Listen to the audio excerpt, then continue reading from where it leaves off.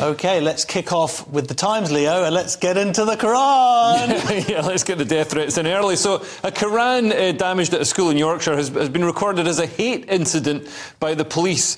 So, West Yorkshire police became involved at Kettlethorpe High School in Wakefield after an autistic boy was told to bring in a copy of the Islamic holy book, the Quran, not Kerrang, which is a music magazine.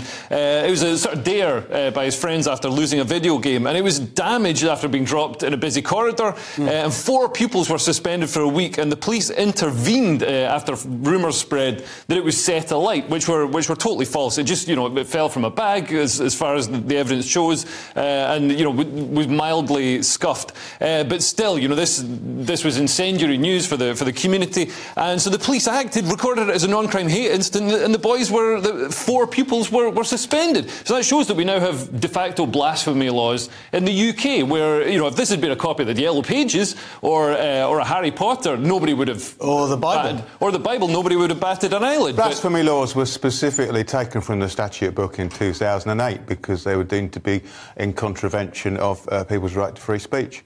So, of course, the reintroduction by stealth of any level of the policing of blasphemy for and in connection with any religion is completely unacceptable for those very reasons. Yep, and this happened, I think, only about 10 miles away from the Batley Grammar School, where a teacher was, I believe he's still in hiding after he was teaching, and as part of the lesson, he showed an image of the Prophet Muhammad, which obviously for some reason is offensive or deemed offensive, and he's had to go. And it's not like people are a bit angry. He's had to go into hiding. His family fear for their safety. Well, this is the thing that's most amazing to me. And Roger, what seems incredible is that the police have recorded this incident as this non-crime hate incident or whatever, yet they haven't investigated death threats, actual death threats. Yeah.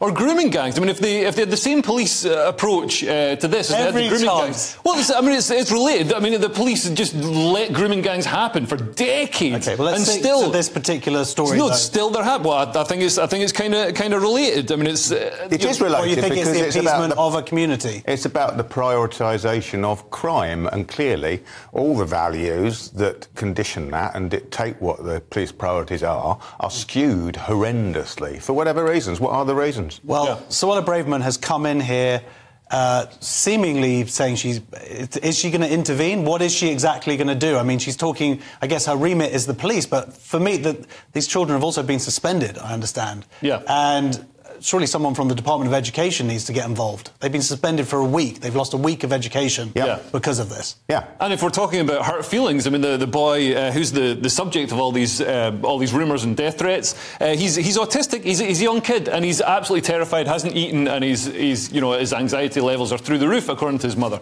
So yeah, what about his feelings? Do they not matter? Or we just got to worry about the feelings of certain communities? Well, just to undermine, underline what you said, though. Don't undermine me. I won't deliberately, but only subtly will I undermine you. This is, of course, absolutely not the province of the police, and it's all about the Department of Education, and it's about the school actually not fulfilling their duties towards and in local apprentice of the children. 4 of them, and all children are vulnerable, but an autistic Year 10 child, more so than anyone. Yeah, and to use these non-crime hate incidents still, which have been, they've been castigated as ridiculous because it's a crime that doesn't actually reach the threshold of criminality. So it's a non-crime. It's an obscene waste of police resources. They call it, they're recording it as some kind of a sort of near crime, like a hate incident. It's like, that's an absolute nonsense. It's Stalin-esque policing of people's opinions and minor actions. It is crazy. Also, we have a little photo here of Princess of Wales, or Wheels, as every single newspaper seems to have gone with that particular pun. Looking fragrant and not sweaty at all. That's not how I look in the gym. Well, you don't wear a long dress over your knees. I want to cover my modesty. I mean, I'd love a carry-on type incident where that gets caught in the flywheel and gets ripped off, and she's wearing Union Jack underpants underneath. She seems to be wearing a sort of Palestinian scarf as her skirt. Right, well... as well. But supposedly she won. As is her constitutional right. Absolutely, and I'm not offended at all.